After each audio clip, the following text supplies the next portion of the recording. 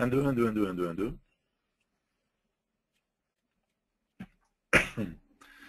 Ok.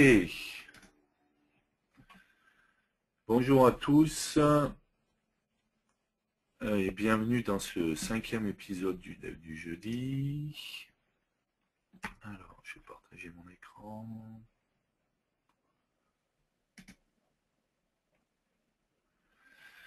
Ok. Donc aujourd'hui, 5e épisode qui aurait dû avoir lieu la semaine dernière, mais qui est reporté aujourd'hui. On va pas sauter d'épisode pour pas qu'il en manque, pour bien que tout se fasse.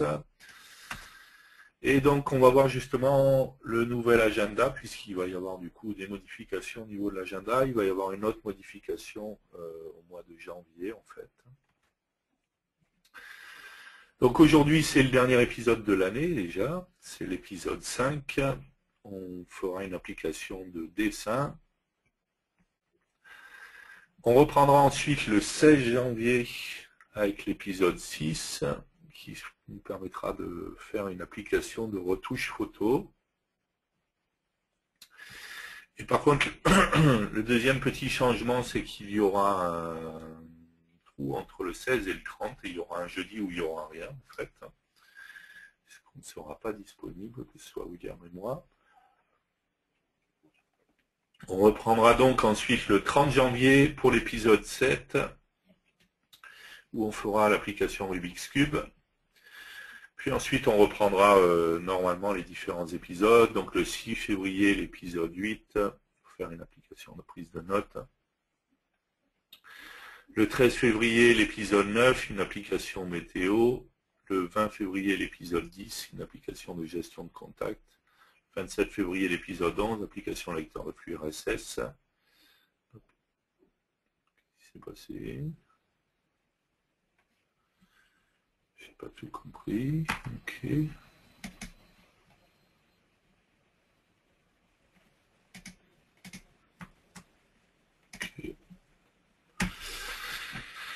Et donc le 6 mars, le dernier épisode, l'épisode 12, application, le dev du jeudi. D'accord. Donc les changements, c'est déjà on a repris là, les épisodes, donc ça a décalé d'un épisode d'une date par rapport à la semaine dernière.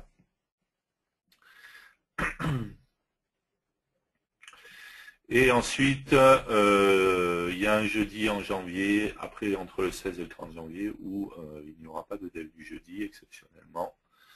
Et du coup, tout cela fait qu'on finit plus tard que ce qui était prévu initialement, puisque le dernier épisode sera le 7 mars. Par contre, on fera bien tous les épisodes, il n'y a pas de souci. Ok, donc il y a un email qui sera fait pour repréciser à tout le monde les différentes dates pour que vous les ayez. Ok, n'oubliez pas, vous pouvez communiquer sur le dev du jeudi, sur Twitter avec le hashtag le dev du jeudi, d'accord. Vous pouvez retrouver les vidéos sur YouTube, youtube.com/le dev du jeudi. Ok, je vais envoyer le lien à tout le monde.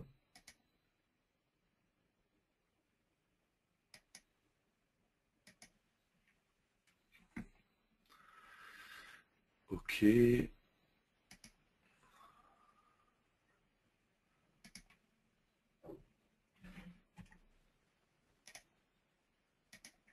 Donc n'hésitez pas à aller sur YouTube pour voir les anciens épisodes.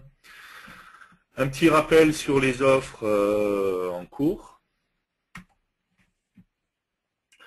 Le tarif mis à jour, j'insiste bien là-dessus, ce ne sera plus le cas dans quelques jours, c'est valable jusqu'à la fin de l'année, jusqu'au 31 décembre. En 2014, il faudra être au minimum en version 2010 pour pouvoir bénéficier du tarif mis à jour. Ceux qui sont dans des versions antérieures ne pourront pas bénéficier du tarif mis à jour et paieront le plein tarif.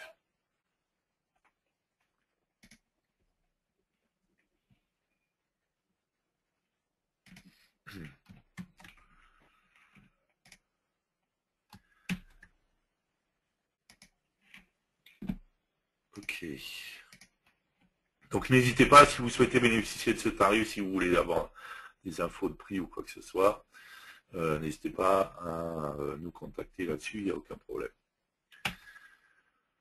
Le bonus pack jusqu'au 31 décembre 2013, vous allez pouvoir bénéficier, et donc ça a changé depuis la dernière fois, puisque vous allez pouvoir bénéficier de plus de choses que ce qui était prévu initialement, à savoir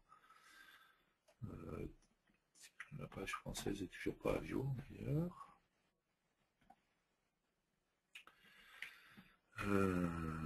Hop, on va changer ça.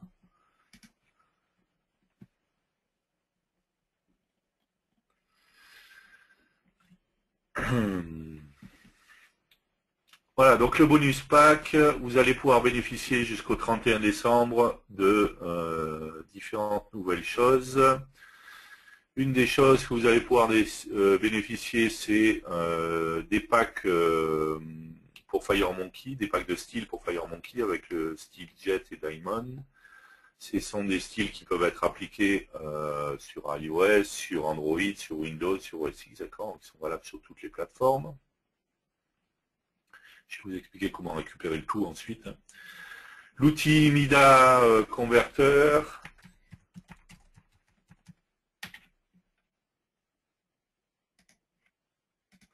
Donc Mida Converter, c'est un outil qui peut vous aider pour migrer vos applications VCL vers FireMonkey. Je le rappelle, comme à chaque fois, il y a différentes versions qui existent. La version dont vous pouvez bénéficier, c'est la version basique, d'accord, donc qui vous permet de convertir les composants standards, d'accord. Il existe des versions plus complètes chez Mida Converter que vous pouvez acheter ensuite. Je rappelle que c'est pas l'outil magique, hein, je clique, je convertis, et ça y est, mon application, je l'exécute sur iOS, sur Android, sur OS X directement. Ça va convertir les composants standards. Bien entendu, si vous faites des choses spécifiques à certaines plateformes, ça ne marchera pas sur la partie mobile. De plus, si vous avez des composants spécifiques ou des librairies de composants externes, TMS ou autres, qui ne seront pas forcément convertis, et ainsi de suite. Et c'est un outil qui peut vous aider à convertir vos applications VCL en applications FireMonkey. InfoPower Grid pour FireMonkey. Donc InfoPower, c'est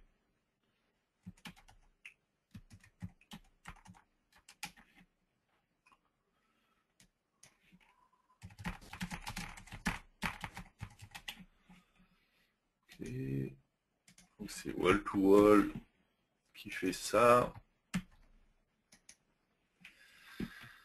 Donc c'est une grille hein, dont vous allez pouvoir bénéficier, qui est une grille FireMonkey. Le changement dans les offres par rapport à la dernière fois, c'est que vous allez également pouvoir avoir cette grille pour la partie VCL. D'accord. Donc jusqu'à la dernière fois, c'était seulement la version FireMonkey qui était disponible. À partir de maintenant, vous pouvez bénéficier de la version FireMonkey et de la version VCL. Donc même sur vos applications VCL existantes, vous allez pouvoir bénéficier de cette grille-là. Ok, donc c'est une grille qui, pour la partie FireMonkey, fonctionnera également sur toutes les plateformes iOS, Android, Windows et OS X. Et pour la partie VCL, bien entendu, que sur Windows, en Win32 ou en Win64.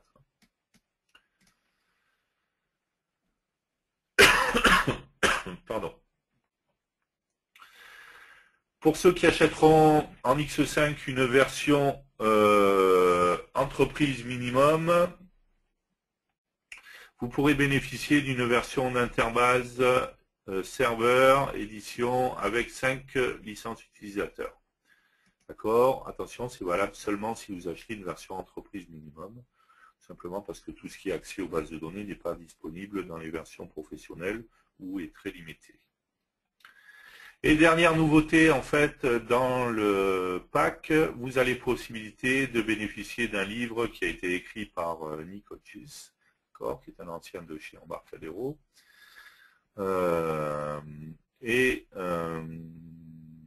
qui a fait un livre sur le codage en Delphi. Donc ça ne parle que de code, d'accord. C'est très intéressant sur la partie code, c'est en anglais bien entendu, d'accord. Et vous avez possibilité de récupérer une version électronique de ce livre. D'accord.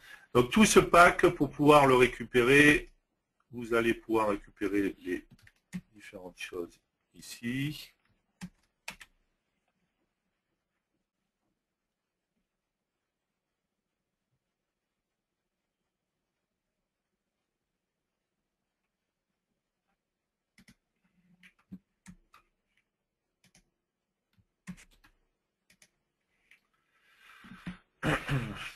Ok, donc si on prend dans l'ordre,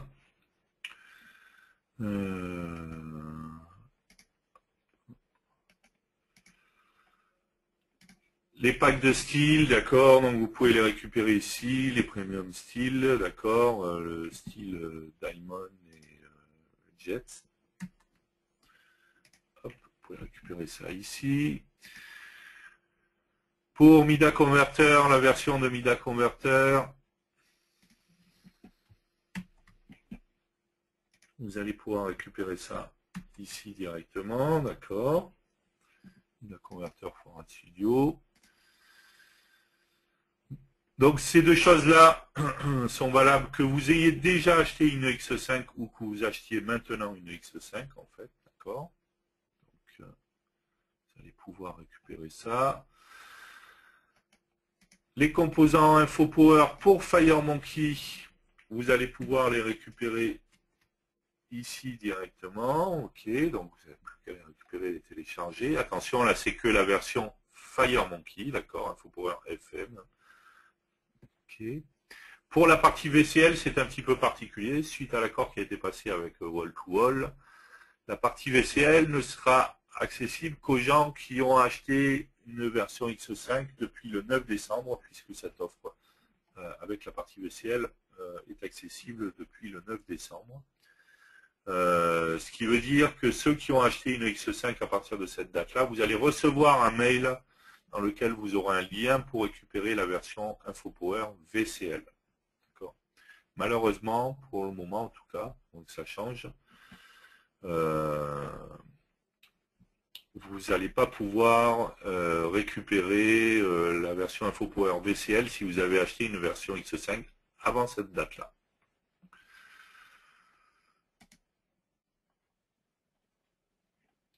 Et pour le livre de Nick, vous allez pouvoir récupérer ça ici. Là par contre, que vous ayez acheté votre version après le 9 ou avant, vous pouvez récupérer ça. Il n'y a vraiment que la partie InfoPower VCL qui n'est accessible qu'aux nouvelles personnes qui achètent une X5 ou qui ont acheté depuis le 9 décembre, en fait, date à laquelle l'offre est disponible. Pour toutes les autres offres, les styles, Mida Converter, InfoPower, le livre de Nick, que vous ayez, quel que soit le moment où vous ayez acheté votre version X5, vous pouvez récupérer directement aux différents liens que je vous ai envoyés les différentes choses.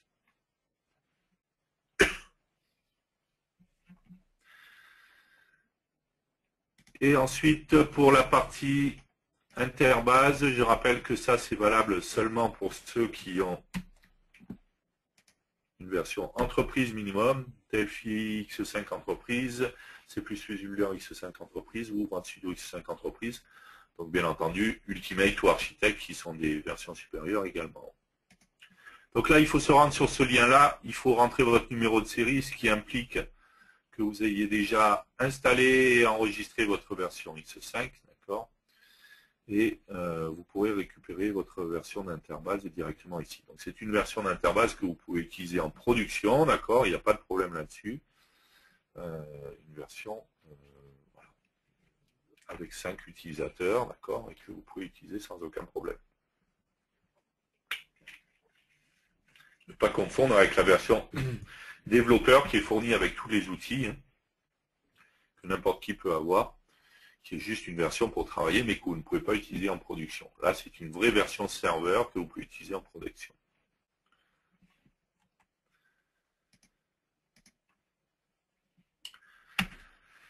Ok. L'autre offre, c'est la possibilité de bénéficier, encore une fois, jusqu'au 31 décembre 2013, de bénéficier d'une version Ultimate au tarif de la version entreprise. La version Ultimate, c'est quoi? Donc, si vous achetez une version Ultimate, vous allez avoir un Delphi en Brand Studio ou un C++ Builder X5 entreprise, plus 3 outils de base de données, qui s'appellent RapidSQL, un requêteur SQL visuel, DB Optimizer, un outil d'optimisation de base de données, et DB Change Manager, un outil pour gérer le changement au niveau de votre base de données. D'accord? Donc jusqu'au 31 décembre, la version Ultimate est au même prix que la version entreprise. D'accord? Donc si vous achetez une version Ultimate, vous verrez qu'elle sera au même prix que la version entreprise. Que ce soit pour Delphi, C++ Builder ou RAD Studio X5. D'accord? Je rappelle que le RAD Studio, c'est simplement un bundle qui regroupe le Delphi, le C++ Builder et le HTML5 Builder.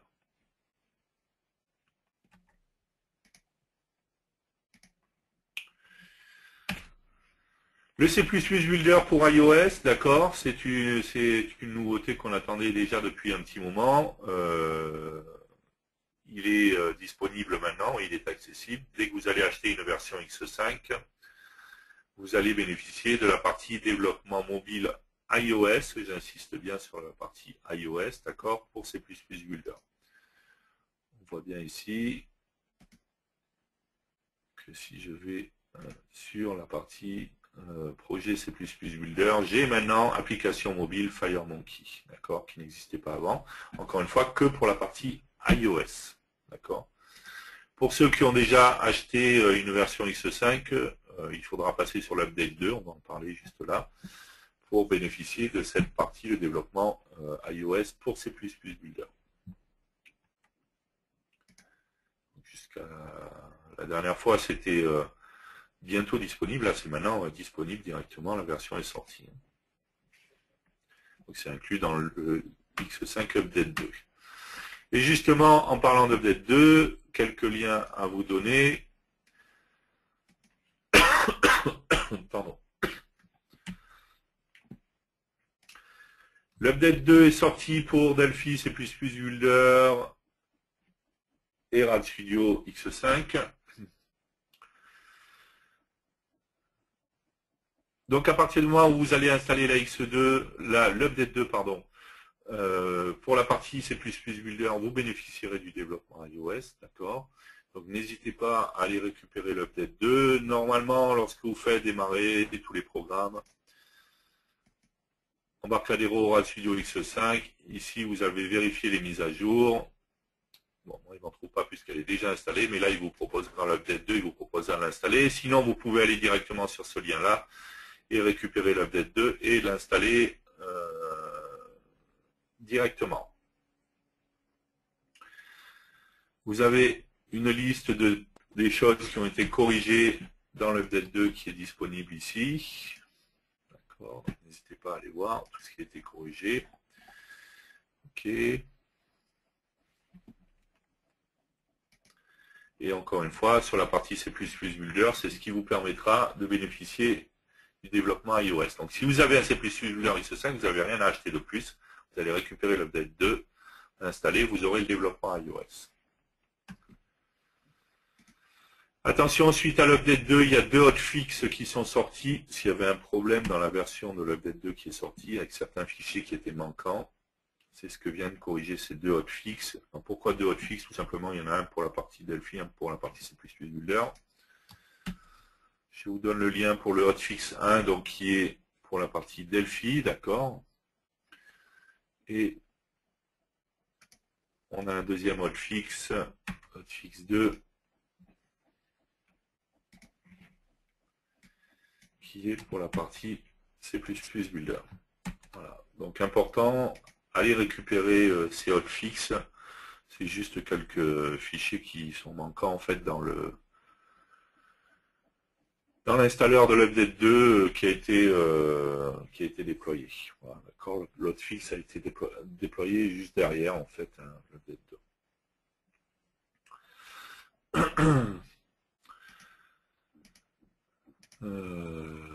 Voilà, je crois qu'on a fait le tour pour les offres.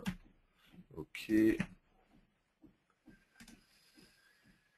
Je vais regarder si vous avez des questions sur tout ce qu'on a vu là. Et après on commencera. Alors, je n'arrive pas à obtenir le livre de Nick Hodges. Donc on a donné le lien, hein, je vous ai dit où il fallait le récupérer. Donc je ne sais plus lequel c'est. Celui-là. Voilà. Donc c'est ici. Il faut bien entendu au préalable avoir installé et enregistré sa version X5. On est d'accord? Sinon ça ne va pas fonctionner. Vous ne pourrez pas la récupérer.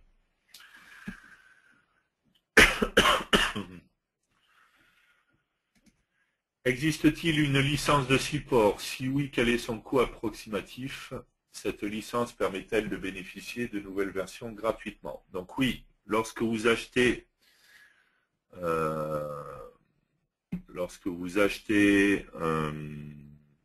une licence, que ce soit un Delphi, un C++, un RadStudio, vous avez possibilité, au moment où vous prenez la licence, de prendre la maintenance. Cette maintenance va inclure deux choses. D'une part, l'accès au support Embarcadero Europe, d'accord. C'est un support par échange d'email. Et ensuite, ça va vous donner, à partir de la date d'achat, pendant 1 an, accès à toutes les versions qui sortent gratuitement. À version équivalente, bien entendu. Je m'explique. Si aujourd'hui, vous achetez un Delphi X5 entreprise, par exemple, vous prenez la maintenance en plus, d'accord. Pendant 1 an, donc on est, je ne sais plus combien on est le 19 décembre, d'accord. Pendant 1 an, vous allez bénéficier de toutes les versions qui sortent. S'il y a un X6 entreprise qui sort, eh bien, vous en bénéficierez gratuitement, d'accord. Vous n'aurez pas besoin de repayer pour ça. Vous en bénéficierez gratuitement. La maintenance, le coût de la maintenance, c'est à peu près 20% du prix du produit. D'accord. Donc c'est vrai que la première année, en fait, vous payez la licence plus la maintenance. Par contre, au bout d'1 an, quand vous êtes arrivé au bout de la maintenance, on vous propose, il n'y a pas d'obligation, vous pouvez arrêter quand vous voulez, de renouveler la maintenance. Vous renouvelez que la partie maintenance et vous repartez pour 1 an de plus et ainsi de suite. Chaque année, on vous proposera. Vous arrêtez, bien entendu, quand vous voulez.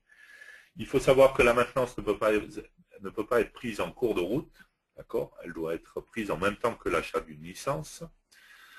Voilà.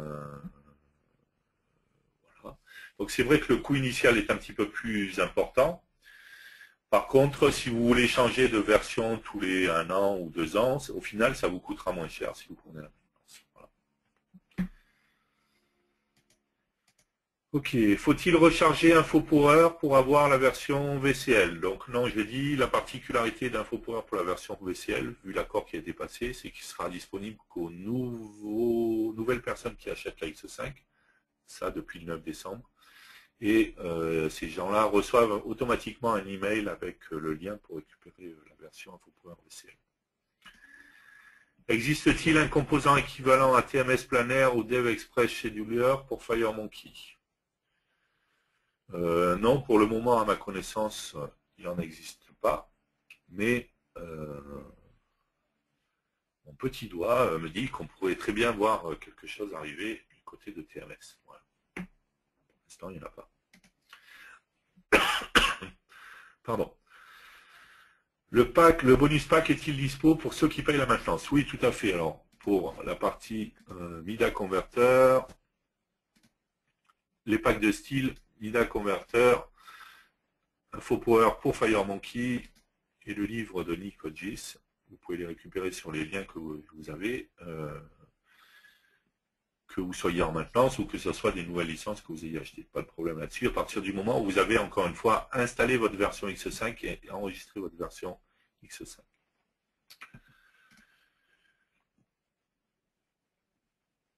Où peut-on récupérer le livre de Nick Hodges lorsqu'on n'a pas acheté Delphi X5, même payant? C'est une bonne question.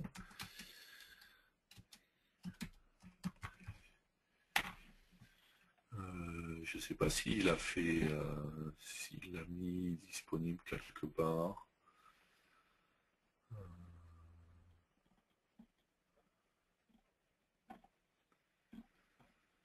Je ne sais pas du tout s'il a mis une version payante disponible quelque part. C'est une bonne question.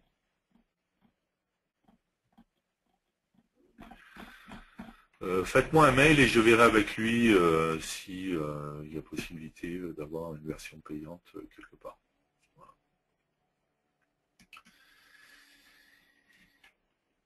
X6 est-elle dans la roadmap?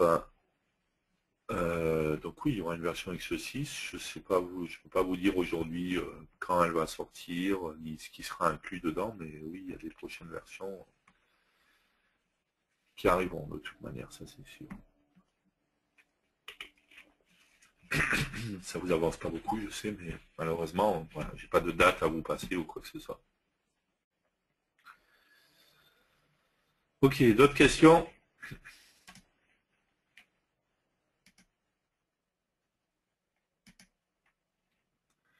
Non, pas d'autres questions?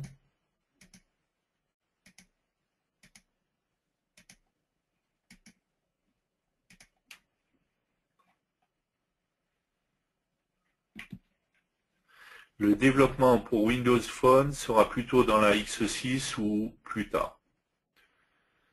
Je ne sais pas vous dire en fait. C'est très particulier par rapport à Windows Phone en fait, parce que en gros dans la roadmap, dans ce qui est prévu dans les prochaines versions, alors pour la partie C++ Builder, il y a la finalisation de ce qui a été commencé avec la partie dev iOS, donc il faut le dev Android également. Encore une fois, il n'y a pas de date et c'est pas l'ordre dans lequel je donne n'est pas forcément, veut pas forcément dire que c'est dans cet ordre-là que ça va sortir. Il y a la partie sur la partie OS X ou mobile, que ce soit en Delphi ou en C++ Builder. Aujourd'hui, on fait du 32 bits, donc il y a le fait de pouvoir le faire en 64 bits. Il y a la partie développement de serveurs DataSnap pour Linux, d'accord, et je parle bien de serveur, d'accord, pas d'application cliente. Il n'est pas prévu pour le moment de faire d'application cliente Linux. Et par contre, des serveurs DataSnap Linux, ça fait partie des choses qui sont prévues dans les roadmaps. Et ensuite, il y a Windows Phone, mais les grandes interrogations sur Windows Phone, ben, c'est surtout ce que va faire Microsoft. Voilà, il y a beaucoup d'interrogations aujourd'hui côté Microsoft, d'accord. Savoir est-ce que le WinRT continue, est-ce que machin, est-ce que le truc, voilà.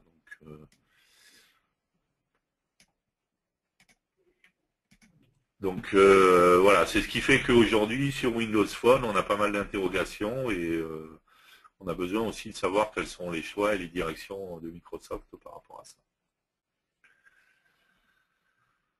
D'autres questions?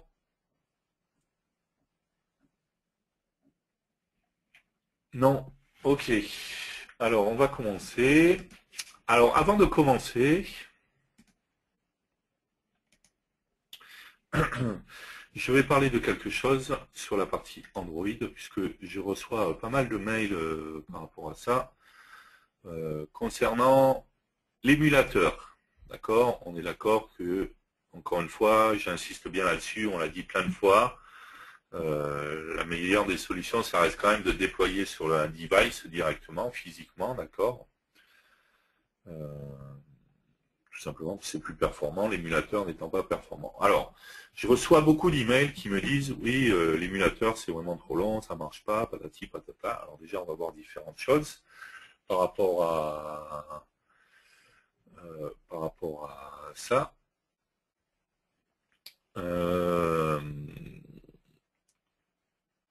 Mais souvent, on me fait la remarque, quand j'utilise l'émulateur, si j'utilise Eclipse et que j'utilise l'émulateur, ça prend 30 secondes. Si je l'utilise sur Delphi, ça prend beaucoup plus de temps, c'est super long, et ainsi de suite. Alors déjà, il faut comparer ce qui est comparable, d'accord? Je rappelle que quand vous faites du développement sur Eclipse pour Android en Java, vous ne créez en Java que la partie applicative, d'accord? Quand c'est transféré, que ce soit sur l'émulateur ou sur le téléphone, en fait, le SDK Java, d'accord, tout le moteur Java, en fait, est déjà incorporé, que ce soit à l'émulateur ou au téléphone. Donc, ce qui veut dire que ce qui est transféré, c'est seulement ce qui concerne la partie applicative, ce que vous avez écrit, en fait, d'accord? Il n'y a pas la totalité du SDK Java qui est transféré. Quand on crée une application dans Delphi X5, d'accord, pour Android, nous, on crée une application entièrement native, d'accord, qui ne s'appuie pas sur un SDK, sur un framework ou sur quoi que ce soit. Une application native, ce qui veut dire que lorsqu'on transfère l'application, que ce soit vers l'émulateur ou vers le téléphone, forcément l'application est plus grosse que si vous aviez fait la même chose sur Eclipse en Java. Tout simplement parce que nous, il y a tout le moteur en fait natif de l'application, tout le moteur FireMonkey en fait qui permet d'avoir une application native, d'accord, va être transféré, d'accord, et forcément c'est beaucoup plus gros, forcément c'est beaucoup plus important. Simplement, encore une fois, parce que cette application est entièrement native. Après, elle ne va pas s'appuyer sur un SDK ou sur un framework qui serait déjà installé sur un émulateur ou sur le téléphone. Donc, il faut bien comparer ce qui est comparable. C'est pas la même chose quand on dit je fais un développement Java Eclipse, d'accord, et que je le transfère sur mon émulateur. Maintenant, on va donner juste quelques petits conseils pour ceux qui veulent quand même utiliser l'émulateur Android. D'accord. Encore une fois, sincèrement, c'est pas la meilleure des solutions et je recommande plutôt d'utiliser le device, mais bon, il y en a qui peuvent. Alors, deux petites choses.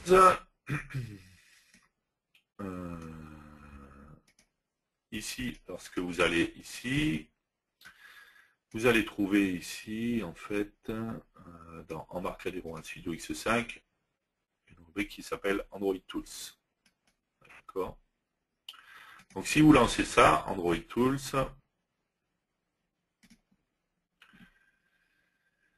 vous allez tomber sur le Android SDK Manager. Ici, vous allez avoir un menu Tools, d'accord, dans lequel vous allez avoir Manage AVD. Et ici, par défaut, à partir du moment où vous aurez installé le RAD Studio X5 ou Delphi X5, d'accord, pas C++ Builder, je rappelle qu'avec la partie iOS pour le moment, vous aurez un émulateur qui aura été créé par défaut, d'accord, qui s'appelle RSX5 Android. Alors, je vais d'abord juste en profiter pour faire une modification, parce que j'ai déjà fait la modif, donc je vais d'abord vous montrer ce que ça fait. Hop. Quand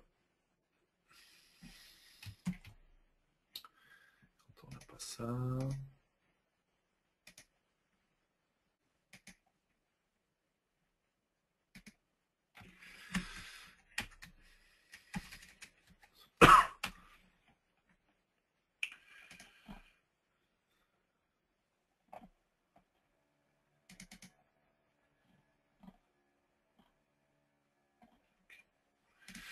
Alors, je vais d'abord supprimer des fichiers. Vous occupez pas des fichiers que je supprime, c'est juste pour vous montrer en fait.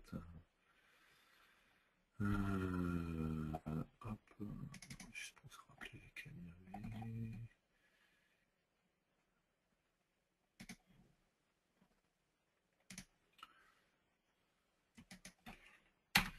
Voilà. Par défaut, ces fichiers-là ne sont pas là-dedans. Ok.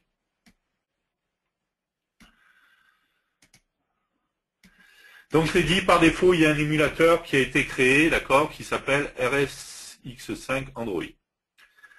Avant de faire quoi que ce soit, il va vous falloir aller sur cet émulateur, d'accord, vous le sélectionnez et vous faites Edit. Hop, je vais supprimer ça.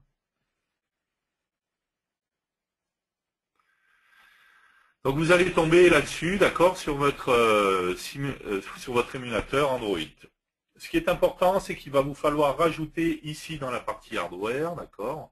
Vous allez ici dans hardware, vous faites new, hein, par défaut. Ok, par défaut vous êtes comme ça. Vous arrivez, vous faites new ici. Et ici, vous allez devoir prendre dans la liste GPU émulation. D'accord. Donc vous faites GPU émulation, vous faites OK. Par défaut, la valeur c'est no. Et vous mettez yes. D'accord.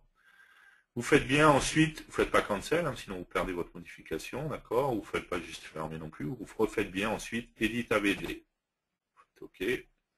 Hein, si on revient ici maintenant, on fait edit. Vous voyez bien que GPU émulation est égal à yes. OK. Ensuite, je peux, à partir d'ici, lancer l'émulateur directement. Donc, si je sélectionne mon émulateur, je peux faire Start. Vous faites Launch.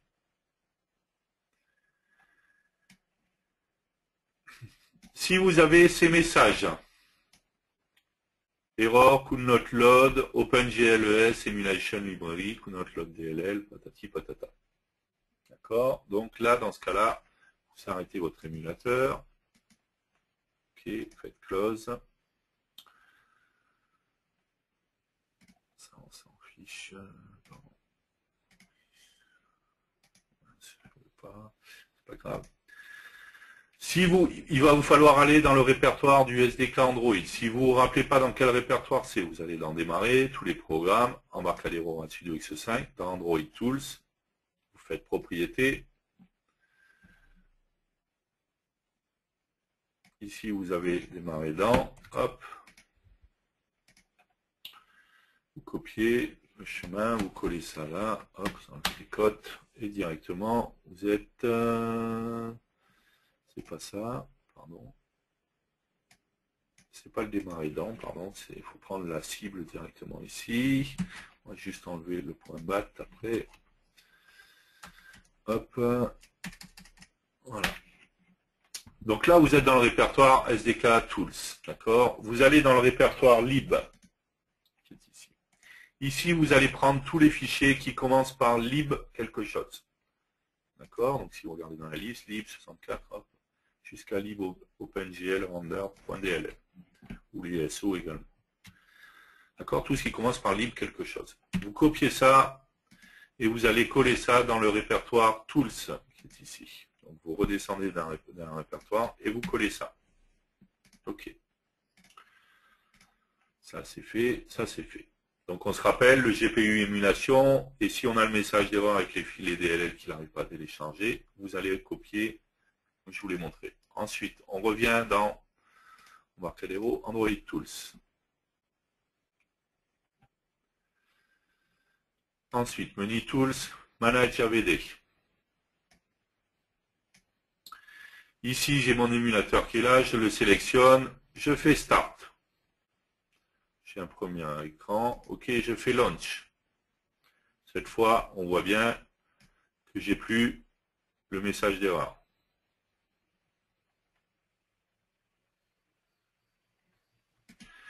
Il va me lancer l'émulateur. J'attends, d'accord? J'attends qu'il soit bien lancé. Ça prend un petit peu de temps.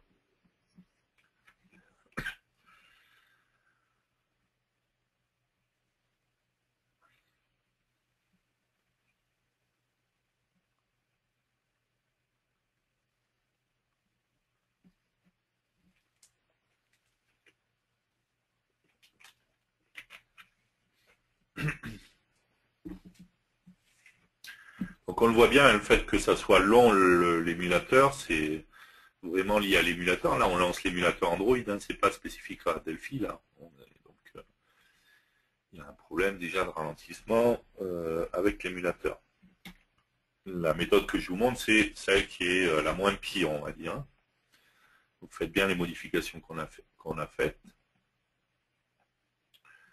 Et ensuite, vous allez lancer l'émulateur.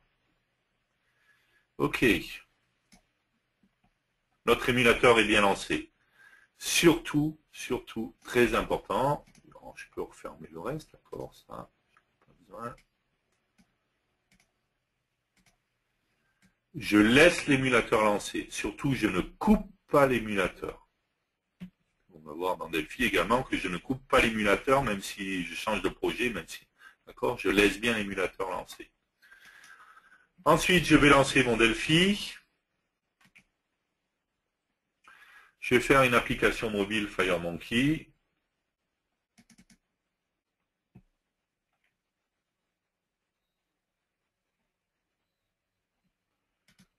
OK.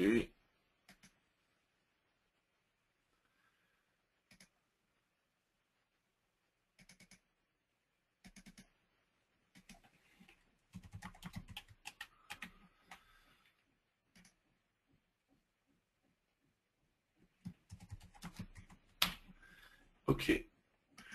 On va mettre quelques composants, d'accord, une toolbar, un bouton, un mot,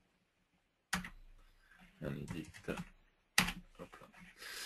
Alors, l'edit, on va le mettre sur la forme, pareil pour le mémo. Hop.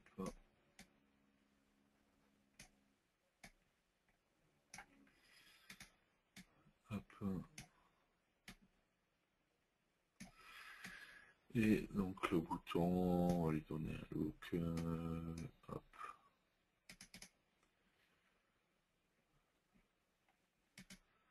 OK.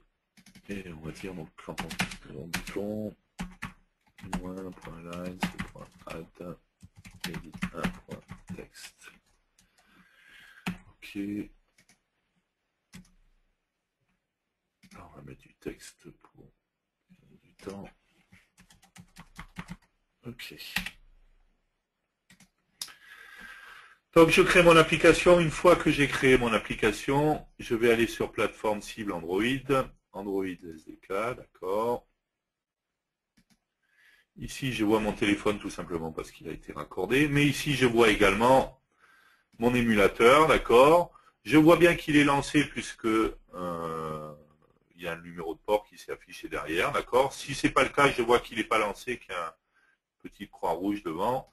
Je clique ici sur cible, je clique avec le bouton droit, je fais actualiser, d'accord, pour qu'il vérifie bien que mon émulateur est lancé. Je sélectionne bien mon émulateur et j'exécute mon application.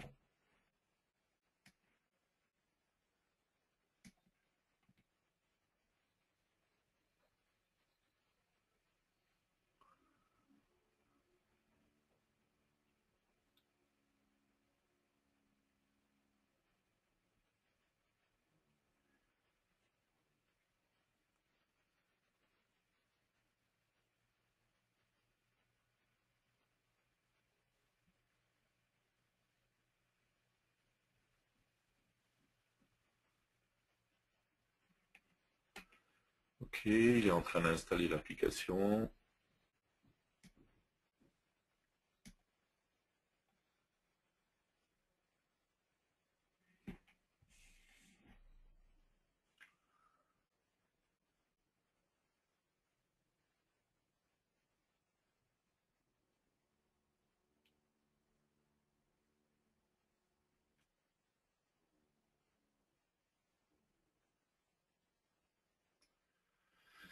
Alors, j'ai pas dit que c'était super rapide hein, avec cette méthode-là, mais sincèrement, c'est la méthode la moins pire, c'est bien ce que j'ai dit. C'est pas parfait, mais c'est un petit peu plus rapide que si vous demandez à Delphi de lancer soi-même l'émulateur.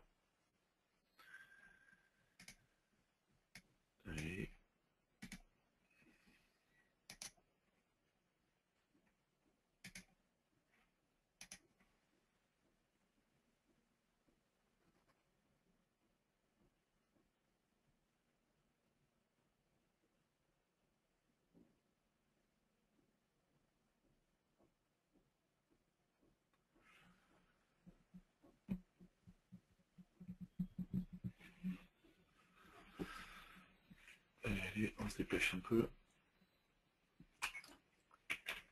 Voilà. C'est pas parfait, je le reconnais. Encore une fois, je recommande largement l'utilisation du device, hein, du téléphone ou de la tablette connectée directement à la machine, d'accord. Mais on voit que voilà, ça fonctionne, hein, je peux bien utiliser l'émulateur. Surtout, très important, lorsque je vais fermer ou quoi que ce soit, je ne ferme pas l'émulateur. D'accord. Si je veux créer une autre application, je ferme tout ça, oui, ok.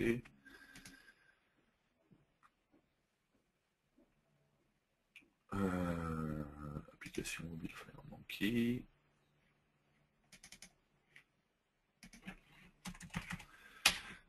Un bouton, ok.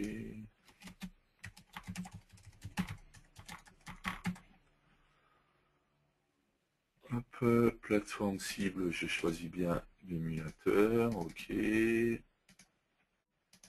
On exécute. D'accord. Surtout, je ne ferme pas l'émulateur parce que c'est ce qui va être le plus long après s'il faut tout relancer.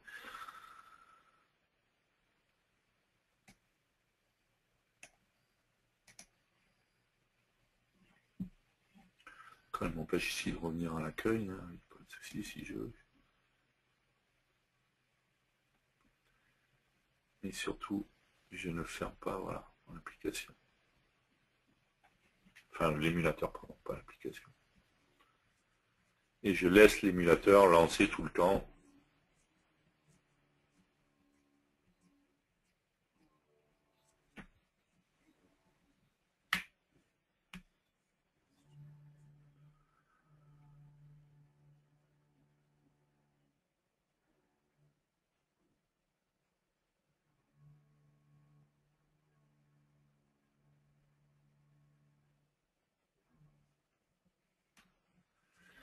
Ok, donc encore une fois, hein, c'est pas super performant non plus, hein, mais bon, c'est la solution la moins pire, on va dire.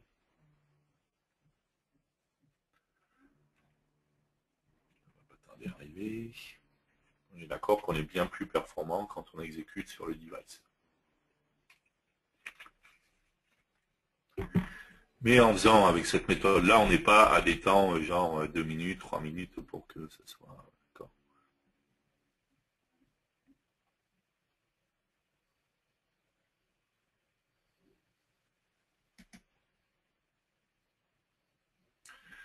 Ok, donc j'ai bien mon application qui s'exécute. Donc si vous voulez utiliser l'émulateur, suivez les petites astuces que je vous ai données, ce qui est à configurer.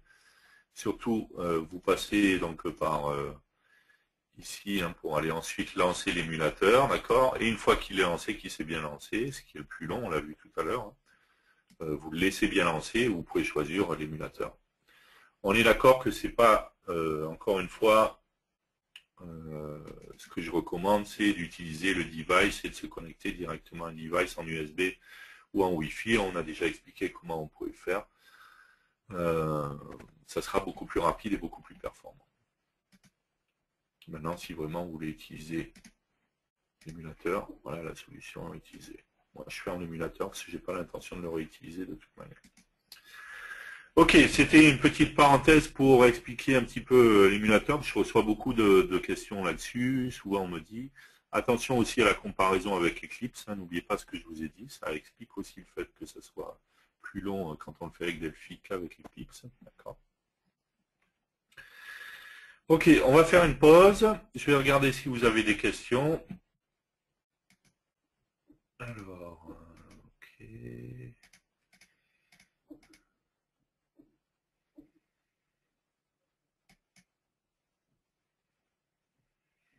Bonjour, je m'attendais à un peu plus que ça, Monsieur Laborde. Alors, je ne sais pas à quel moment est venue la question, donc du coup, je ne sais pas sur quelle partie de quelle partie ça parlait en fait. Comment programmer automatiquement pour les différentes tailles d'écran sur Android, de 7 pouces à 11 pouces, etc. On a déjà parlé de ce genre de choses. Hein. Je vous recommande de regarder les épisodes précédents, encore une fois, sur YouTube, ce sera plus simple. Mais on a déjà parlé de choses avec les alignes, les layouts et tout ça. Mais n'hésitez pas à aller voir sur YouTube les épisodes précédents.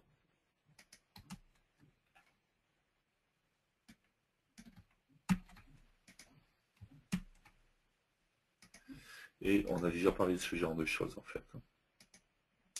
Ok, d'autres questions?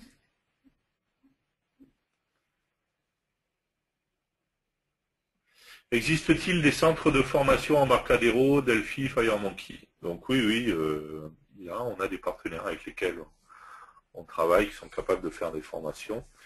Donc le plus simple c'est de me faire un mail et puis je vous mettrai de me dire aussi ce que vous souhaitez, hein, parce que c'est vaste. Hein. Il y a des fois il y a des gens qui me disent voilà je voudrais une formation. Alors soyez plus précis, dites-moi Delphi c'est vaste, hein, il y a beaucoup de choses, tout le monde n'utilise pas tout, donc dites-moi les parties que vous souhaitez voir. Quel est le niveau des gens? Est-ce que c'est des gens qui n'ont jamais fait de Delphi, qui ont déjà fait du Delphi, si oui, quoi, et ainsi de suite, quoi. Voilà, de manière à mieux définir quels sont vos besoins, est-ce que les partenaires vont pouvoir vous proposer, et après je vous mettrai en relation avec eux, mais oui, il n'y a pas de souci. D'autres questions?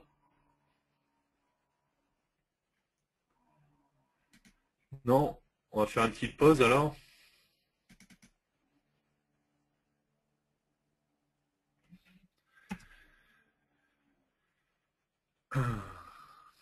Ok. Pause pipi, pause café, et on se retrouve dans quelques minutes. À tout de suite.